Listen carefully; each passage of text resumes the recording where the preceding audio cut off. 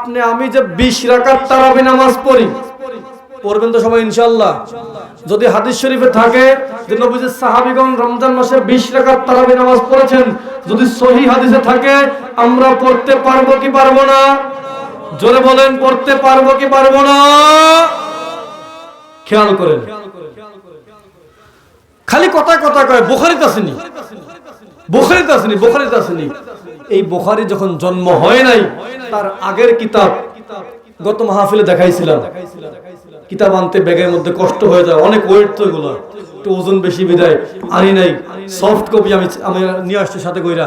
আমার কাছে কিতাব আছে এগুলো, আমি যে কটা কিতাব থেকে দলিল দিলাম এই পর্যন্ত প্রত্যেকটা কিতাব আমার ঘরে আছে, আমার কাছে আছে এগুলো।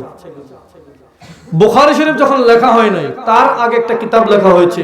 ইমাম বুখারীর উস্তাদ ইমাম আলী ইবনে জাদ রাহমাতুল্লাহ আলাইহি কিতাব লিখলেন মুসনাদ ইবনে জাদ। এই মুসনাদ ইবনে জাদ কিতাবের 413 নম্বর পৃষ্ঠার মধ্যে একটা হাদিস উল্লেখ রয়েছে। হাদিস নাম্বার 2825, পৃষ্ঠা নম্বর কত? 413, 413, হাদিস নাম্বার 2825। হাদিসটা কি দেখেন, নবীজির সাহাবী হযরত সাইব ইবনে ইয়াজিদ রাদিয়াল্লাহু তাআলা আনহু বলেন, কানু ইয়াকুমুনা আলা আহদ উমর ফি শাহর রমাদান বি20 রাকাতান। নবীর সাহাবী বলে, নবীজির সাহাবী সাইব বিন ইয়াজিদ রাদিয়াল্লাহু তাআলা আনহু বলেন, দয়াল নবীজির সাহাবীরা মুসলমানেরা হযরত ওমর ফারুক রাদিয়াল্লাহু তাআলা আনহুর জামানায় 20 রাকাত তারাবি নামাজ পড়তেন। কয় রাকাত? জোরে বলেন, কয় রাকাত? যেটা থেকে শুনলাম এটা বুখারীর আগের কিতাব, বুখারীর আগের কিতাব, একই হাদিস। বুখারীর পরের কিতাব থেকে খেয়াল করেন, বুখারীর পরে যেটা লেখা হয়েছে ইমাম বাইহাকি রাহমাতুল্লাহ আলাইহি, ওই যে ফাদাইল আওকাত দেখাইছিলাম, ওই ফাদাইল আওকাতের মধ্যে উল্লেখ রয়েছে। এই যে ফাদাইল আওকাত, এই কিতাবটার মধ্যে হাদিসটা উল্লেখ রয়েছে। এই কিতাবের 70 নম্বর পৃষ্ঠার মধ্যে হাদিসটা উল্লেখ রয়েছে। হাদিসটা উল্লেখ রয়েছে হযরতে সাইব বিন ইয়াজিদ রাদিয়াল্লাহু তাআলা আনহু বলেন, রমজান মাসে হযরতে ওমর ফারুক রাদিয়াল্লাহু তাআলা আনহুর জামানায় লোকেরা 20 রাকাত তারাবি নামাজ পড়তেন। একই হাদিস দুই জায়গায় উল্লেখ রয়েছে, দুই কিতাবের মধ্যে একই হাদিস। শুধু এই দুই কিতাব না, একাধিক কিতাবের মধ্যে উল্লেখ রয়েছে। জিজ্ঞাসা করেছিলাম, প্রশ্ন করেছিলাম, যদি হাদিসটা সহিহ হয় তাহলে মানতে হবে কি হবে না? বলেন, মানতে হবে কি হবে না?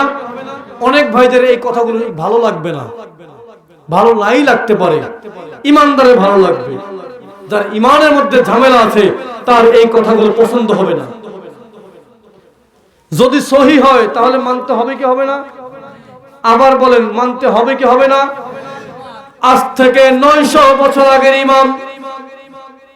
ইমাম বাইহাকি 1000 বছর আগের ইমাম, তার 100 বছর পরে আইসা ইমাম নববী রাহমাতুল্লাহি আলাইহি খুলাসাতুল আহকাম কিতাবের 1 নাম্বার খণ্ডের 576 নাম্বার পৃষ্ঠার মধ্যে হাদিসটাকে উল্লেখ করেছেন। এই হাদিস 20 রাকাত তারাবি নামাজের হাদিস।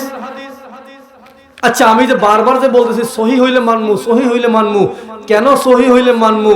এই হাদিসটা সহিহ না জাল, কেন এই কথা বলতেছি আরেকটু ভালো করে খেয়াল করেন।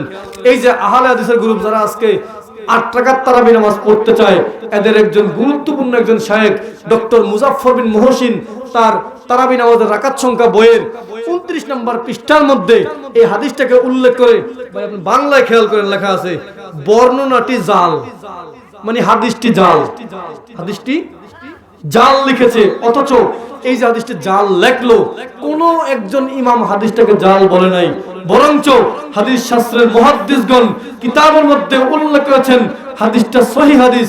ইমাম নববী রাহমাতুল্লাহি আলাইহি বলেন, রাওয়াহুল বাইহাকি বিইসনাদিন সহিহ। ইমাম বাইহাকি হাদিসটাকে বর্ণনা করেছেন, হাদিসের সনদ সহিহ, হাদিসটা সহিহ হাদিস,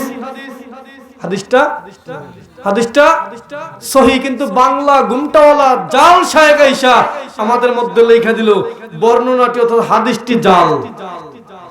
আমরা কি কিতাব মানবো না জাল শায়েখদেরকে মানবো?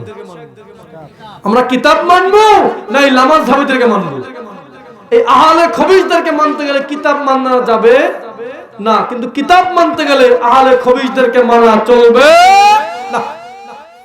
একটা কিতাব থেকে দেখলাম, আরেকটু দেখেন, যার কিতাব না পড়লে বাংলা ভারত উপমহাদেশে কোন আলেম নিজের নামের আগে ময়াকার মা ও লয়াকার দন্তন্বয় আকার কি হইল, হ্যাঁ, মাওলানা, এই মাওলানা শব্দ লেখা বৈধ হবে না যার কিতাব না পড়লে।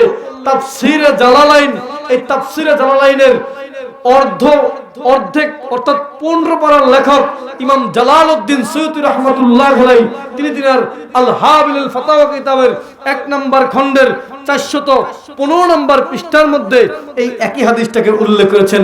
বাইহাকি শরীফের দোহাই দিয়ে উল্লেখ করতেছেন, তিনি লিখতেছেন ওয়াফি সুনানিল বাইহাকি ওয়া গায়রিহি বিইসনাদিন সহিহ। হাদিসটা সহিহ হাদিস, ইমাম বাইহাকি হাদিসটাকে উল্লেখ করেছেন তার সুনানের মধ্যে, অর্থাৎ সুনানুল কুবরার মধ্যে, যে কিতাবটা দেখাইলাম 1000 বছর আগের কিতাব, ওই কিতাবের মধ্যে হাদিসটাকে উল্লেখ করেছেন। হাদিসের সনদটা সহিহ হাদিস, সহিহ হাদিস, সহিহ হাদিস। আমরা সহিহ হাদিসের পক্ষে আছি না নাই?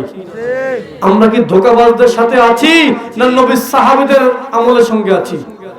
নবীর সাহাবায়ে কেরামগণ আমল করছেন 20 রাকাত, আমরা পড়ব কয় রাকাত? জোরে বলেন, আমরা পড়ব কয় রাকাত? 20 রাকাত। এবার একটা সহজ একটা প্রশ্ন করি, নবীজির সাহাবায়ে কেরামগণ যদি নবীজি 8 রাকাত তারাবি নামাজ পড়তেন, আবার বলছি, যদি নবী কামলিওয়ালা 8 রাকাত তারাবি নামাজ পড়তেন, নবীর সাহাবীদের কি ক্ষমতা ছিল নবীজির নামাজটাকে বাদ দিয়া, নবীজির আমলটাকে চেঞ্জ কইরা 8 রাকাত বাদ দিয়া 20 রাকাত পড়বে, এমন ক্ষমতা কি সাহাবীদের ছিল? বলেন ছিল? সাহাবায়ে কেরাম স্পষ্ট বুঝায় দিলেন যে আমরা তো 20 রাকাত পড়তেছি বেটা, এটা আমরা নবীর থেকে শিখছি। সাহাবায়ে কেরাম শিখিয়ে দিলেন আমাদেরকে। দুইটা ভয়ঙ্কর ফিতনা থেকে আমরা, আল্লাহ চাইতো যারা মনোযোগ সহকারে শুনেছি, ইনশাআল্লাহ আগামীতে অদূর ভবিষ্যতে এই দুইটা ভয়ঙ্কর ফিতনা থেকে একটু হইলেও রক্ষা পেতে পারবো।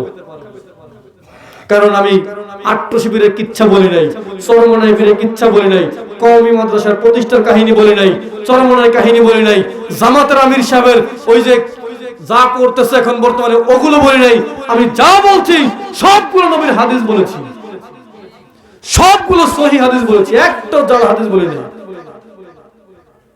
এরপরও যাদের ভালো লাগবে না, বলেন তারা কি আমার নবীর উম্মত হতে পারবে?